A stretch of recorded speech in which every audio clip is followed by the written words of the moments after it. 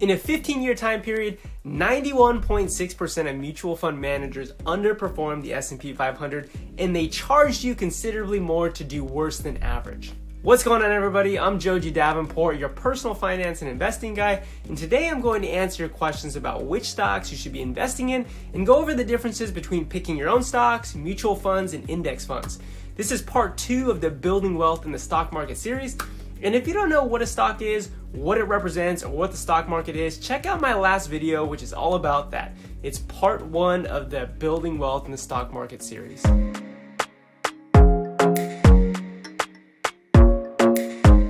So the question is, should you invest in individual stocks like Apple, Tesla, or Amazon? Well, that's completely up to you. You can buy shares of any of those stocks with a simple click of a button. Now, I personally wouldn't recommend that you purchase individual stocks because it's actually very difficult for the average person, including myself, to determine whether a company will actually be profitable and appreciate in the long run without extensive research, knowledge, and time. And even with that information, it's still not a guarantee that any one company that you invest into will grow and therefore see its share price appreciate. Instead of investing in individual companies, I'd recommend that you invest in an index fund, a low fee, low expense ratio index fund. An index fund is a basket of stocks or multiple companies. It's like an Easter egg basket with a bunch of different eggs, and the eggs are companies. Some index funds track an economic sector, like energy. Think of an Easter egg basket with a bunch of oil and gas eggs. That would simply be an index fund that holds companies in the energy sector, because you see, investing in the energy index rather than just one energy company helps you diversify your investment in energy. If you're only invested in one energy company, your money is at the mercy of what that one company does. But if you instead hold all of the energy companies or the majority of energy companies, then instead you'll receive the average return of these companies combined. So if one energy company does terribly, you have the other energy companies to bring it back up. Basically, your downside is limited because of this, which means it's an easy way to reduce your overall risk. Basically, more diversification equals less risk. In addition to diversification, index funds also yield much better investment returns for the overwhelming majority of people.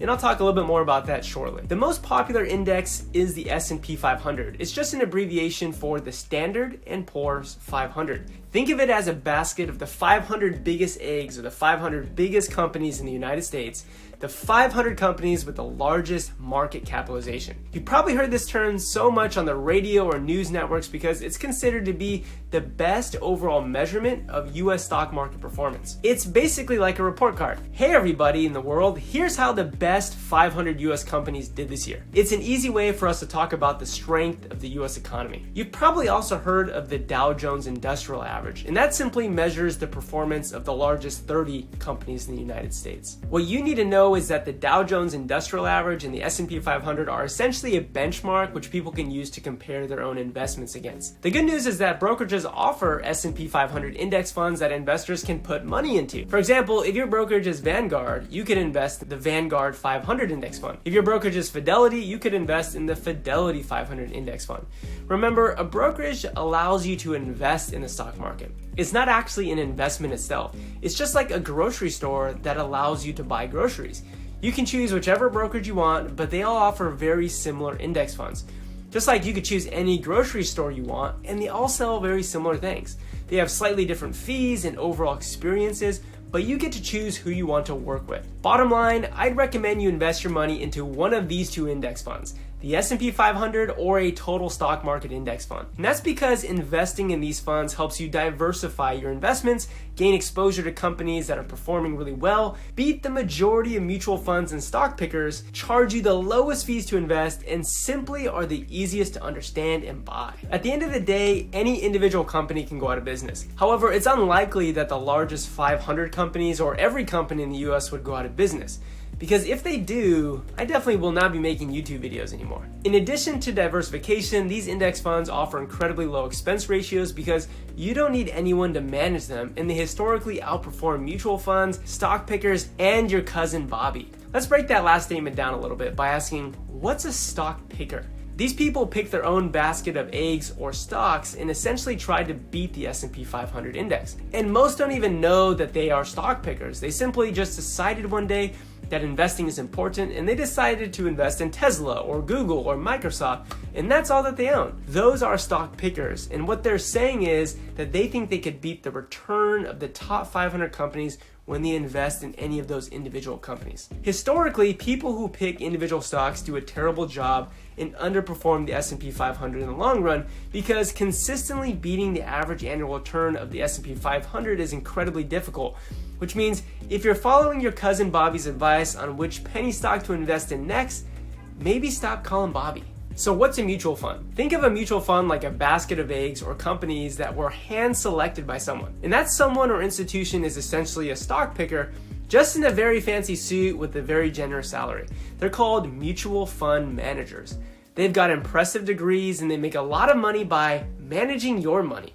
And their only job is to beat an index, because that is what their performance is ultimately compared against. The average is just to return 8% a year. So how did your mutual fund do in comparison to that? And while you think that these people know what they're doing, the reality is that the overwhelming majority of them fail to beat the S&P 500 index in the long run. Which is why my advice for you is to not only stop talking to Bobby, but also ignore the mutual fund managers. They're going to charge you high fees with a high likelihood of doing worse than the index or worse than average. That's like paying someone to do your homework and you still got a D-. Last year, 64.9% of mutual funds underperformed the S&P 500 index. People, those odds are worse than a coin flip, which means if you're invested in a mutual fund now, it's more likely than not that you had a lower average return last year. In a 10-year period, 85% of mutual funds underperformed the index, and in a 15-year period, 91.6% of them underperformed the S&P 500. This is honestly why people make that joke about monkeys picking stocks, because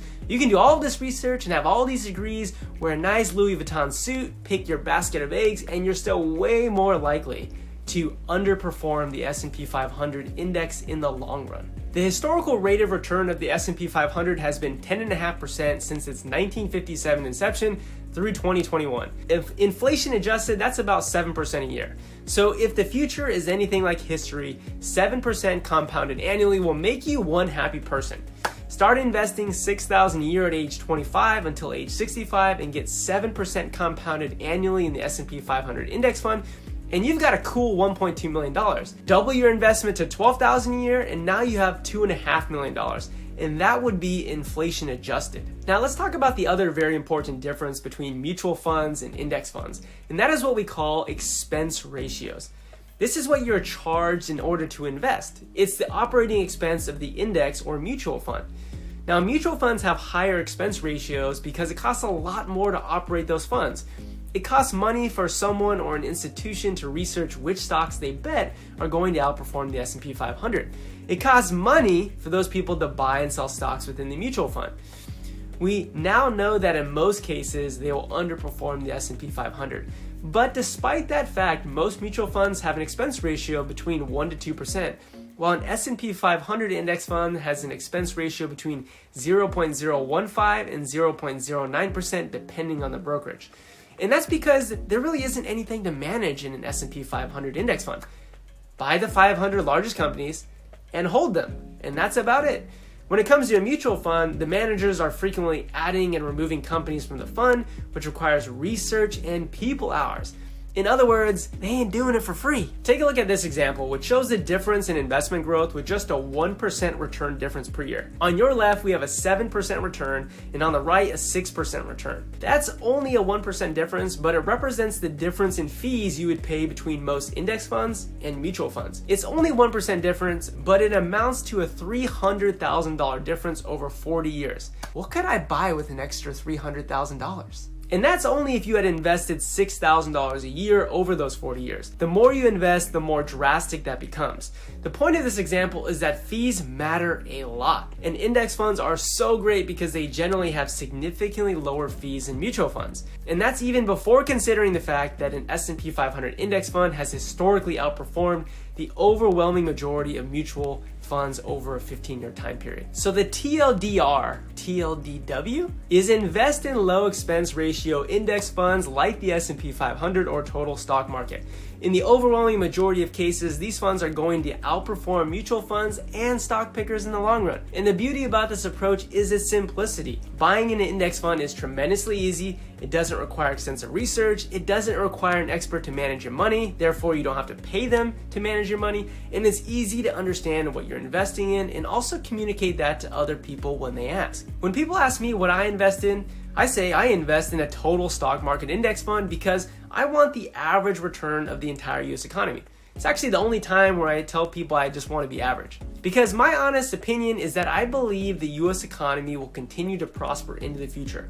So if I invest in the US economy, I should prosper too, as I would be a partial owner of every publicly traded company that represents the US economy. All right, everybody, I had a lot of fun talking about index funds and why I think 99.9% of you should be investing in them. Agree? Disagree? Let me know down below in the comments. I do need a hater, so if someone's hating out there, please let me know. If you found any value in this video and you want to stay tuned for part 3 of the Building Wealth in the Stock Market series, please make sure that you subscribe, turn on the notification bell, and I'll see you next time. Peace!